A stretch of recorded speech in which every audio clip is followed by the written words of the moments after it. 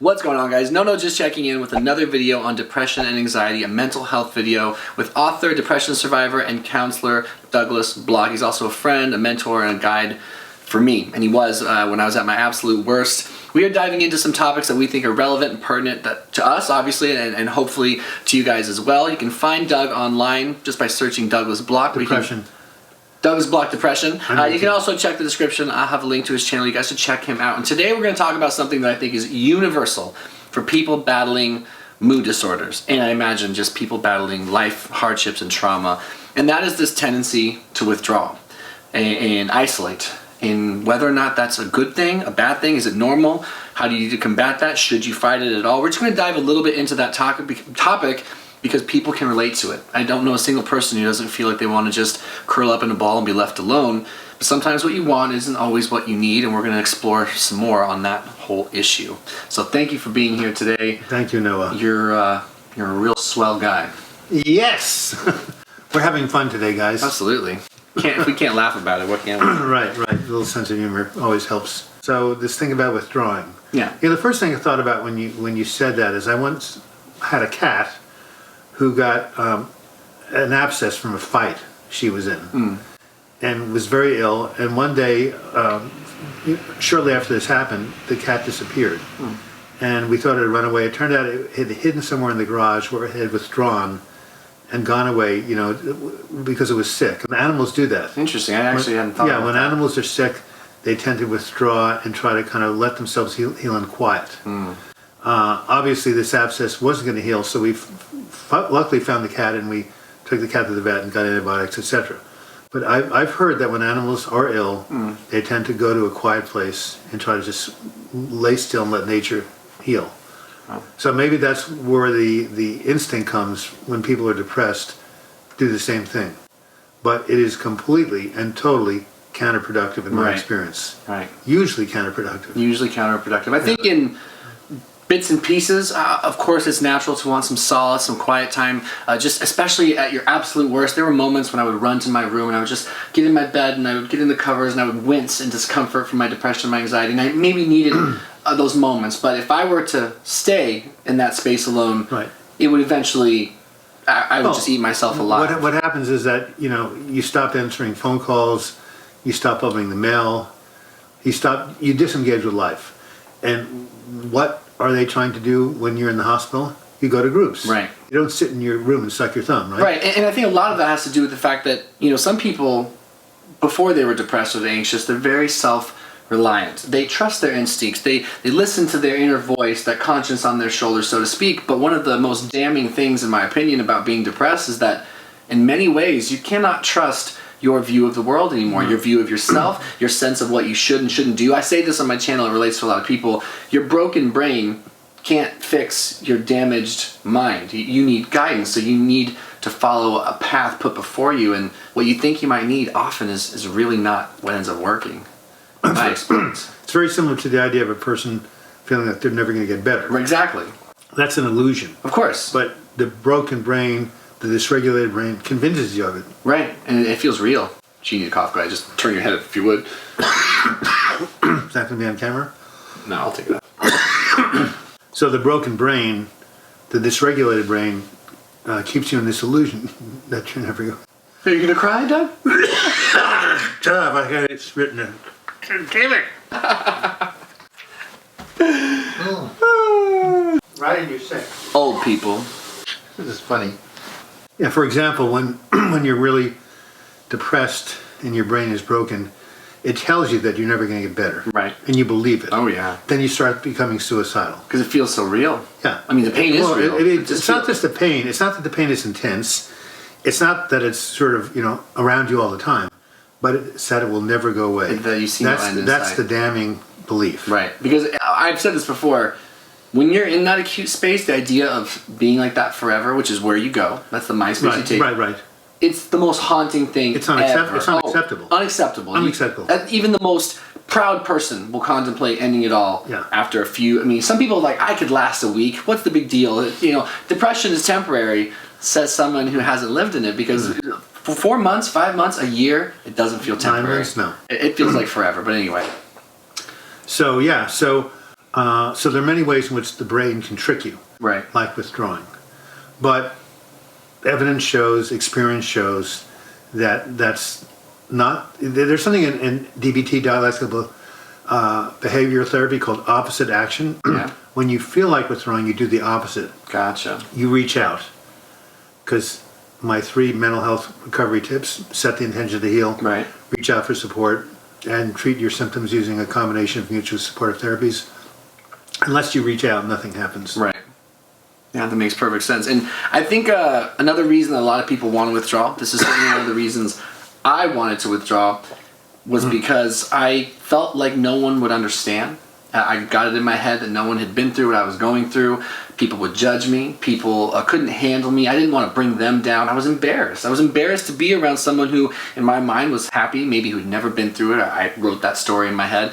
And so isolating made sense. I don't want to be a burden. I don't want to be a bother. But you guys would be, I was surprised. And I tell people all the time, you would be surprised how many people understand. And just you being vulnerable with them will bring them into a space to want to protect you. The people that came out of the woodworks to sit with me when I was depressed, to go to the movies with me, to support me, blew my mind, shocked me, because I thought I was all alone. So this is why I'm so convinced that withdrawing is counterproductive, Sure. even though you may feel like it. I've been running this group for 16 years now. Right, You which were I was a part of. You were in 2011. Right. Every person who's reached out and joined the group and asked for help, both from the group members, from me, from their friends, from their doctors, from their rabbis, from their parents, from their psychiatrists, from their husbands, their wives, their children, everything, those people have survived. Did you guys hear that?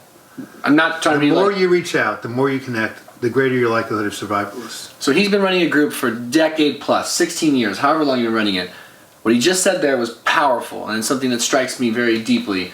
Every single member of his group that has come and reached out for support has survived. And I know, I've been at the group, I remember the members that didn't think they would, and I heard their stories. Hopeless stories, guys, like completely hopeless stories, and they survived. That fact should comfort you if you don't think you're one of those people that can.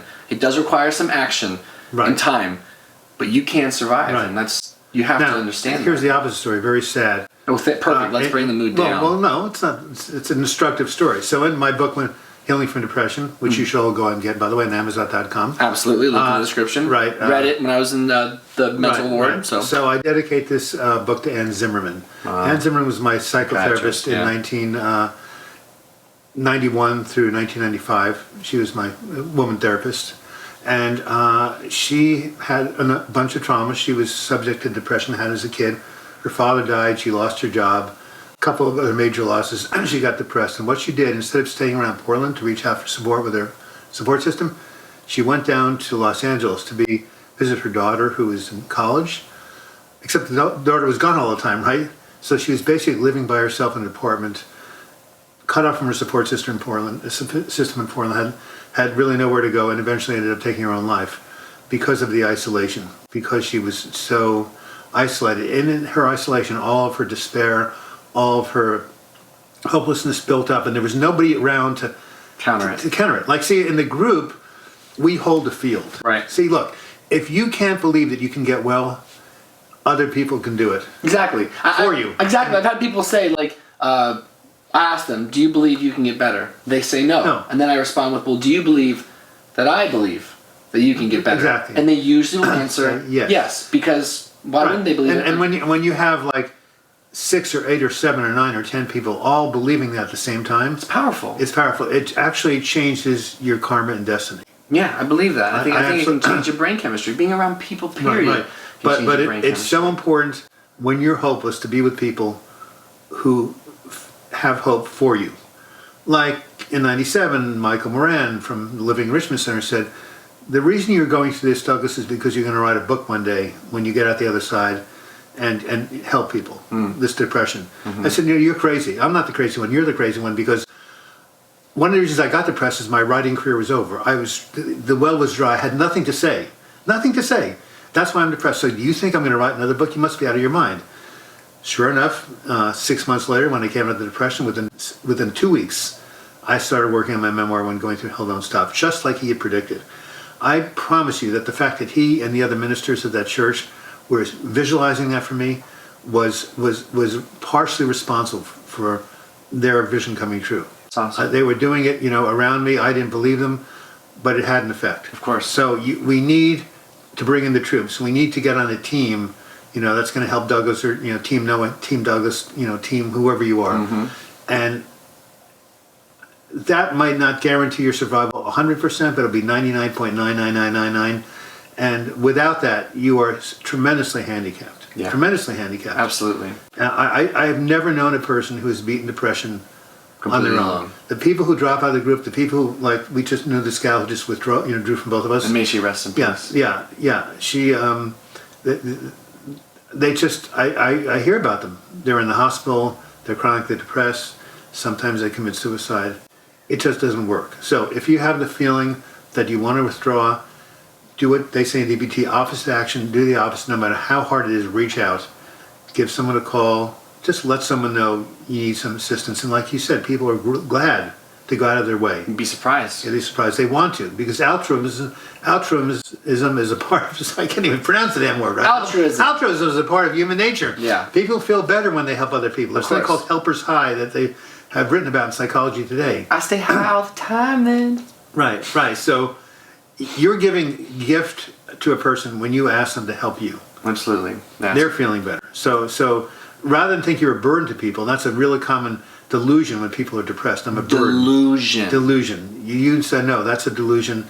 It's just the opposite. I'm a gift to people when they come and reach out and help me. I'm beautiful. A gift, not a burden. And that's beautifully put, and I appreciate the way you worded that. It strikes a deep chord with me. And the last thing I wanted to say, the thing that crossed my mind was that for whatever it's worth, guys, there would be times where I was certain I needed to be alone. I was positive people would put things in place for me, whether it be the group or a meeting or a friend who was willing to come sit with me. We didn't even have to speak, and I would cancel it. Or I'd say I wasn't going, I wouldn't do it, and someone would coax me, like my mom or something, because I had to move in back home. I had that opportunity to live back with my parents when I was too sick to work, or I could barely live, right? And I would do it anyway, and I would be bitter, and I'd be angry, and I was certain that it was going to make things 10 times worse. And then, in spite of myself, somewhere in the midst of group or in the midst of seeing someone, I might smile. In the midst of suicidal depression, someone would make a joke and I felt it and I might laugh. Or I might leave and I just feel a little more hopeful. But I was positive I wouldn't. So I didn't know any better. And the point is, I put myself in the situation and things just happen. I mean, they just happen. So you have to trust that you don't know better than this situation. Like, you need to turn it over to the people that do know better, because things just happen. Just like some people don't know how they got depressed. You might not know why you just got better, as long as you follow a model. So Douglas is a model. Follow him. He's done this before, tried and true. It's not a fluke. I can be a model to an extent as well, but Doug has a really good regimented plan in his book. And this whole video wasn't to plug his book, but I did read the book. It's why I found him. I found out he was local. I found his group. But if you want to check out his book, When Going Through Hell Don't Stop, and then 12 Weeks to a Better Healing from Depression, 12 Weeks to a Better Mood, we'll put the links there. He spells out how he survived his major depression. And it's not a joke. We're not making tons of money off this. This isn't about that. This is about paying it forward. And I hope you can just take what we're saying to heart and understand that, if you don't believe in yourself, we certainly do. We really do. Every life matters. And don't isolate. That's obviously the underlying topic of everything. Don't isolate. I hope you get... And don't believe what your brain is telling you. Don't believe what your brain is telling you. It's fine. You'll be able to trust yourself once again, and you'll know when that time comes. Hindsight's crazy. You'll look back and be like, holy shit, I can't believe I was so certain. Well, with the Michael Moran thing, I look back, of course he was right. Of course I was going to write a book about my experience. At the time, he seemed like a lunatic. Right. I didn't believe him. My brain was deluded. I didn't know reality. Yeah.